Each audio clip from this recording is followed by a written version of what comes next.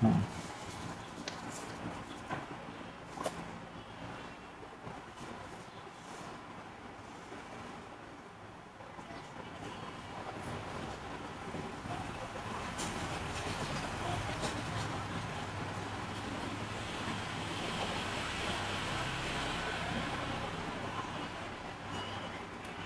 RC. RB2 mo dyan. Tapos 2, 1, tapos 3. So, gawin natin dito is hanapin, di ba, yung meron tayong moment dito kanina, di ba dito sa side, yung explain kanina sa inyo is, kapag dito sa side sa kabila is, ang negative niya is clockwise, di ba? Pagdating naman dito sa kabila naman, dito, kasi dito naman tayo maglagay ng moment ng B, kasi dito ang B natin. So, ang kuha niya, ng negative natin dyan is counter clockwise na naman. Yan ang negative, yung parang, yung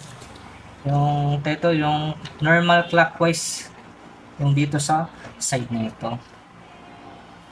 Bali, gawin natin, mag-moment tayo sa B. Yung moment tayo sa B. Diba? Pag-moment natin sa B is 0. Ganyan lang. Lang natin yan. Bakit ito? Yan. Counterclockwise itong RC. So, RC is negative. Ilan ito? Diba 6 yan? Total niya 6. Plus yung 2 over itong load. 15. Distance niya papunta dito. So, positive na yun siya. So, ito naman. Sa load na ito. 5 times mo sa 3. Tapos, kalahati ng 3, 1.5. Pero papunta man dito sa B, di ba? Papunta sa B. So, plus 3 mo yan siya. Tapos, yung natin, yung moment natin na 20. 17, 21, kasi 0. Bali, RC mo dito, meron kang 12.8879 kilonewton. Yan. Tapos, ito, meron na tayo dito. Yan.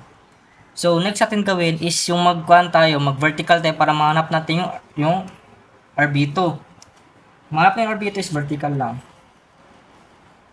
Anong C natin? Di ba positive upward? So, 12 lang yan siya.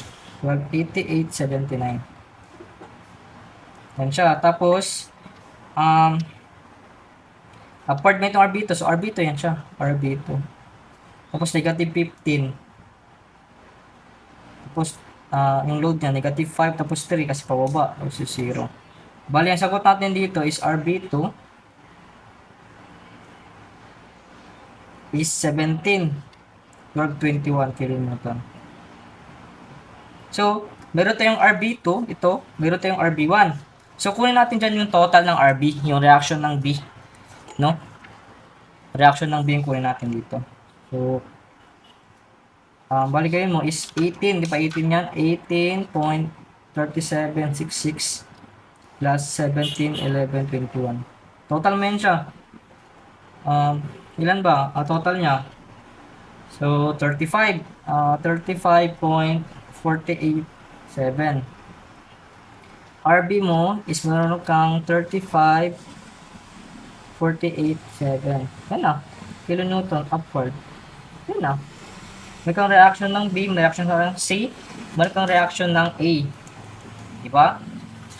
Ano next natin gawin? Is-try natin yung equation or yung equation na way na pagsagot nitong natin. Try natin.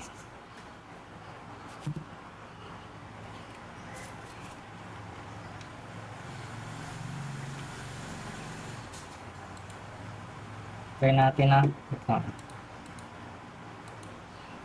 Yung sa reactions naman, i-drawing natin ulit para mas magets nyo. Ang gawin naman natin dito is yung equation. Equation naman gawin natin dito.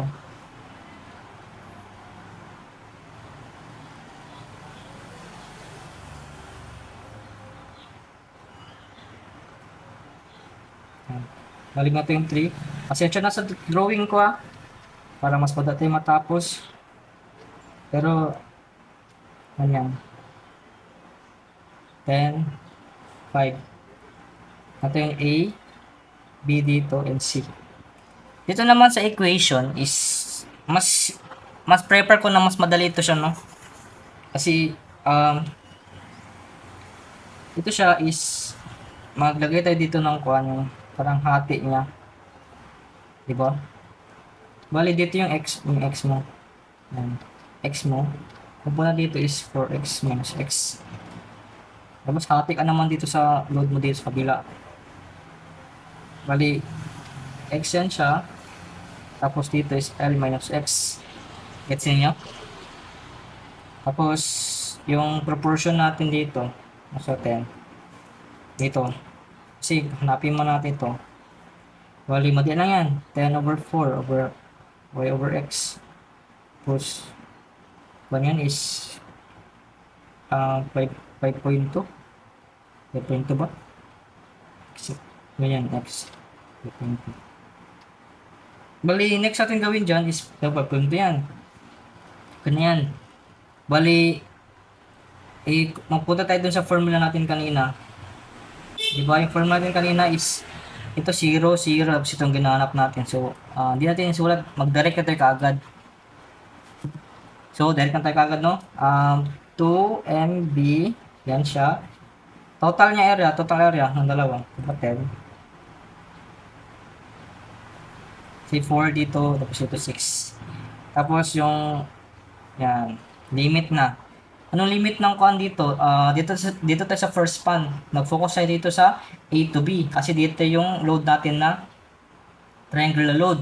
So, muna tayong 4 yan. Tapos dito mo tayo sa first span. Dito ka nag-start.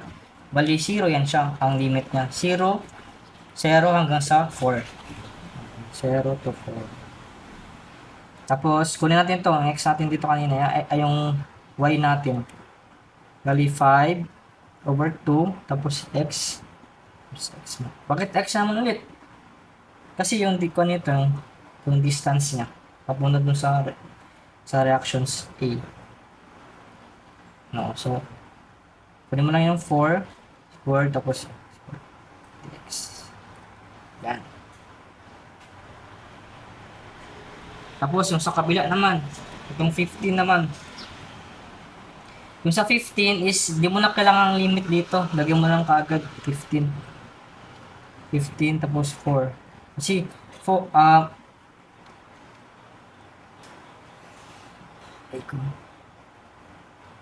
bakit siya 4? Kasi dito, pupunta dito sa kabila. Ito siya, ito.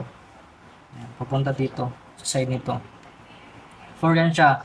Tapos, over ng length niya, yung kabuuan niya ng B to C is 6. Tapos, susulit mo lang. Length niya, 6 squared. Tapos, yung papunta sa C niya. Sa reaction C. Next naman, yung dito naman sa, sa load nito, dito sa rectangular load naman. Ang limit niya is, dito tayo magkuha sa sa C. Di ba limit niya dito sa ito, limit niya di ba dito is 0 papunta sa 3. Yun ang limit pa niya. Kunin natin.